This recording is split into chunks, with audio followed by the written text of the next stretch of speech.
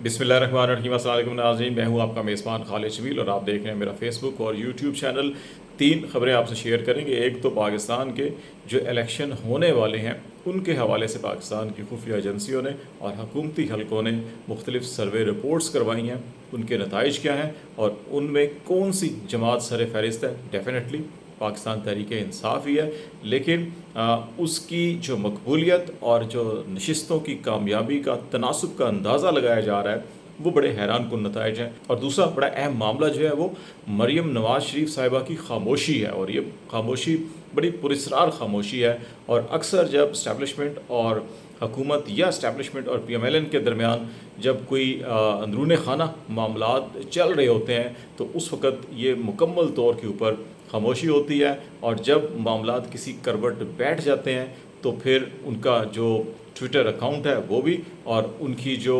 बयान आता है वो भी बड़े धुआंधार किस्म के होते हैं। लेकिन इन दिनों जो खामोशी है इसके पीछे ये बताया जा रहा है पाकिस्तान मुस्लिम लीग नून के अंदर से कि मियां नवाज शरीफ साहब ने फिल वक्त उनके किसी भी किस्म के बयान ट्वीट के ऊपर पाबंदी लगाई हुई है। इस पाबंदी की वजह क्या है और इसके पीछे नवाज शरीफ साहब की सियासी हिकमत तदब्बर क्या है, उसके ऊपर बातचीत करेंगे। और तीसरा बड़ा अहम मामला, जहाँ एक तरफ इस हुकूमत के सिर्फ 12 दिन बाकी रह गए हैं, वहीं ये हुकूमत कानून साजी भी बड़ी उजलत में कर रही है। और सेनेट ऑफ पाकिस्तान के अंदर जो इतवार के रोज़ अमूमन हफ्ता और इतवार पार्लिमानी कार्रवाई की छुट्टी का दिन होता है, लेकिन इतवार को सेनेट का इजलास बुलाया गया और इसके अंदर मुतअद्दिद बिल पास करने के लिए पेश किए गए, कानून साजी के लिए बिल पेश किए गए। और वजारत दाखिला की जानब से एक बिल पेश किया गया जो मुल्क में पुरतशद्दुद इंतहा पसंदी के तदारुक के हवाले से कानून साजी का बिल था। इस बिल पर बड़ी हैरान कुन बात है कि PMLN के अंदर से, पाकिस्तान पीपल्स पार्टी की जानब से, JUI की जानब से, जमात इस्लामी की जानब से और पाकिस्तान तहरीक इंसाफ की जानब से तो इसके एतराज़ किया ही जाना था। लेकिन हुकूमत की अपनी इत्तेहादी तमाम जमातों ने इसके ऊपर एतराज़ किया और ये कहा गया कि उनको अंधेरे में रख के इस किस्म की उजलत में कानून साजी की जा रही है। और इतना अहम और ख़तरनाक बिल पेश किया गया है जिसको हुकूमती इत्तेहादी जमातों ने भी जमहूरियत के ताबूत में आखिरी कील करार दिया। जमात इस्लामी के सेनेटर ने यह कहा, JUI के सेनेटर्स ने कहा कि अगर इस मामले को, इस बिल को पास किया गया तो ये अपने हाथ खुद काटने के मुतरादिफ होगा और ये जमहूरियत का गला घोंटने के मुतरादिफ होगा। इस बिल में बुनियादी तौर के ऊपर क्या था, इस बिल की एक एक क्लॉज को पढ़ें तो इसमें यह कहा गया है कि कोई भी पुरतशद्दुद कार्रवाइयों के अंदर जमात, उसका रहनुमा इन्वॉल्व होता है, उस जमात को कलअदम किया जा सकता है, उसके ऊपर पाबंदी लगाई जा सकती है, उसके लीडर के ऊपर पाबंदी लगाई जा सकती है, उनके कारकुन, उनके अहदेदारों के ऊपर पाबंदी लगाई जा सकती है। वो हर किस्म के इलेक्शन लड़ने के लिए नाअहल होंगे। सिर्फ यही नहीं बल्कि 50 लाख जुर्माना और 10 साल तक कैद की सज़ाएँ भी इसमें तजवीज़ की गई हैं। सिर्फ ये पार्टी या उसके अहदेदारों तक नहीं बल्कि इसमें यह भी कहा गया है कि पार्टी अहदेदार या उनके जो रहनुमा हैं, उनके अजीज़ व अकारिब, उनके अहल खाना, उनके बहन भाई रिश्तेदार जो हैं, उनके असासों की भी छानबीन की जाएगी। तो ये जो किसी ज़माने में कबायली इलाकों में FCR का कानून राइज था, जो ब्रिटिश राज के अंदर था, जिसमें इज्तमाही ज़िम्मेदारी का जो कानून जिसको कहा जाता था कि अगर जिस इलाके में कोई जुर्म होगा तो फिर वहाँ की जो पूरी कम्युनिटी है, पूरा कबीला है, पूरा ख़ानदान है, उस सब के ऊपर ज़िम्मेदारी आयद की जाएगी और सबको सज़ा दी जाएगी। उसी किस्म की इस बिल के अंदर भी कुछ शिकायत डाली गई थी। और फिर ये भी इसके अंदर कहा गया था कि इनके बैंक अकाउंट्स फ्रीज़ किए जाएंगे, इनकी प्रॉपर्टीज़ फ्रीज़ की जाएंगी, इनके बैरून मुल्क सफ़र पर पाबंदी लगाई जाएगी, इनके शनाख्ती कार्ड, पासपोर्ट जो है कि वो ब्लॉक किए जाएंगे, इनके असला लाइसेंस मनसूख किए जाएंगे और फिर मीडिया तक रसाई भी इनको नहीं दी जाएगी। तो ये सारी की सारी चीज़ें जो हैं ये उस चीज़ की अक्कासी करती थी जिसके अंदर गुज़श्ता चंद दिनों से ये कहा जा रहा था कि न सिर्फ पाकिस्तान तहरीक इंसाफ, उनके रहनुमा, बल्कि इनके बाकी तमाम कारकुनों के ऊपर जो इनकी हमायत याफ्ता है उनके ख़िलाफ़ भी जो है कि बहुत वसी पैमाने पर क्रैक डाउन किया जाएगा। और ये जो बिल पेश किया गया इस पर तमाम हुकूमती इत्तेहादी सीख पा हुए चीख उठे, जिसके बाद चेयरमैन सेनेट को भी इस बिल को ड्रॉप करना पड़ा क्योंकि माहौल ऐसा था कि इसके अंदर नज़र आ रहा था कि अददी एतबार से अक्सरियत हासिल नहीं होगी और ये बिल जो है कि नाकाम हो सकता है। तो अब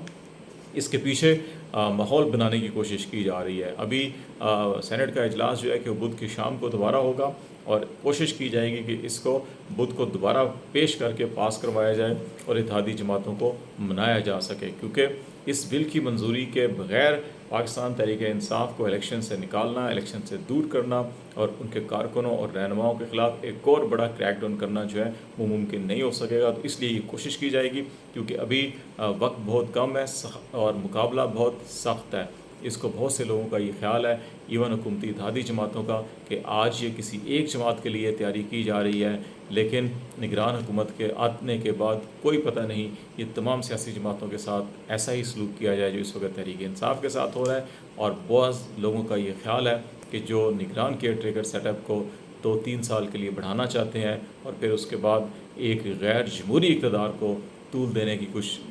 سمیل فیل کی جا رہی ہے پاکستان میں، اسلام آباد کے اندر، تو وہ عناصر اس سے بہت کچھ فائدہ اٹھا سکتے تھے، اس لیے اس کو حکومتی اتحادی جماعتوں نے بھی رکاوٹ پیدا کی ہے۔ دوسرا بڑا معاملہ جو ہے کہ وہ نواز شریف صاحب کی جانب سے مریم نواز کے بیان کے اوپر پابندی لگائی گئی ہے۔ اس وقت جو ہے کہ پاکستان تحریک انصاف کو جس مقام تک پہنچانا تھا وہ معاملات ابھی تک فائنل نہیں ہوئے۔ نواز شریف صاحب کی واپسی جو ہے کہ وہ ابھی نہیں ہوئی۔ یہ امید کی جا رہی ہے کہ چیف جسٹس عمر عطا بندیال جب ریٹائر ہوں گے اس کے بعد جسٹس قاضی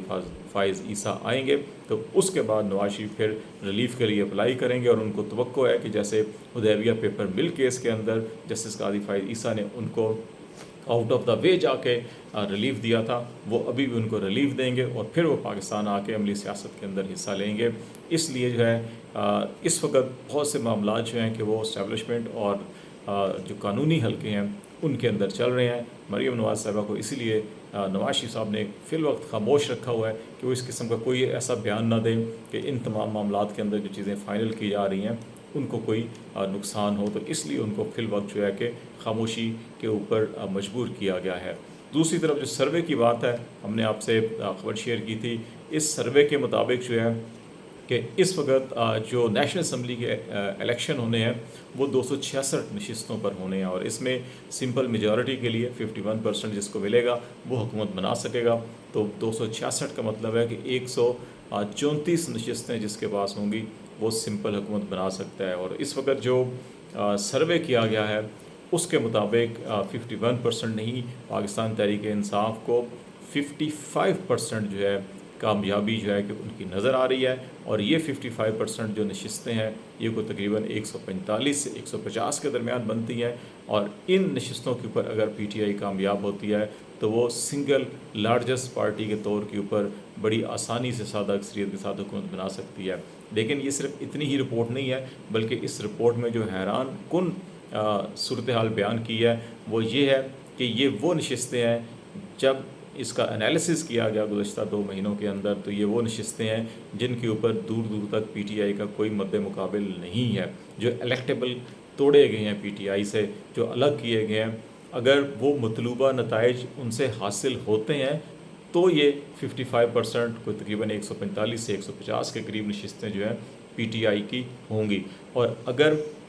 جولائی 2022 کے جو ضمنی الیکشن میں الیکٹیبل کے ساتھ سلوک ہوا، 20 نشستوں میں سے 16-17 نشستیں پی ٹی آئی جو ہے وہ کامیابی حاصل کر گئی تھی، اگر اسی قسم کی صورتحال ابھی ہوئی اور الیکٹیبل سے وہ مطلوبہ نتائج حاصل نہ ہوئے تو یہی 55% جو پی ٹی آئی کی اکثریت ہے یہ 2/3 اکثریت میں بدل سکتی ہے۔ اور سروے کرنے والوں کا، انالیسس کرنے والوں کا یہ خیال ہے کہ جو اس وقت وہ ایسٹیمیٹ لگا کے بیٹھے ہوئے ہیں کہ 145 سے 150 پکی نشستیں ہیں پی ٹی آئی کی، ان کا خیال ہے کہ صرف 266 کی جو ڈائریکٹ الیکشن ہونا ہے ان میں سے پی ٹی آئی 175 سے 180 نشستیں بھی جیت سکتی ہے اگر الیکٹیبل نے ڈیلیور نہ کیا اور عوام کا ٹرن اوور زیادہ ہوا اور عوام کا رد عمل شدید ہوا۔ تو یہ وہ بنیادی وجوہات ہیں جن کی وجہ سے یہ جو پارلیمنٹ کے اندر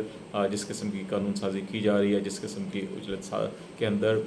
یہ قوانین بنائے جا رہے ہیں کہ صرف پارٹی کو نہیں، ان کے رشتہ داروں کو، ان کے اہل خانہ کو اور سب کو جو ہے کہ اندر کیا جائے، ان کے اثاثے ضبط کیے جائیں۔ یہی وجہ ہے کہ قانون سازی اس قسم کی کرنے کی کوشش کی جا رہی ہے۔ تو لیٹس سی، دیکھتے ہیں کہ معاملات کس طرف آگے بڑھتے ہیں، آپ کو آگاہ کرتے رہیں گے۔ آج تک کے لیے اتنا ہی۔ خالد جمیل کو اجازت دیجیے، اللہ حافظ۔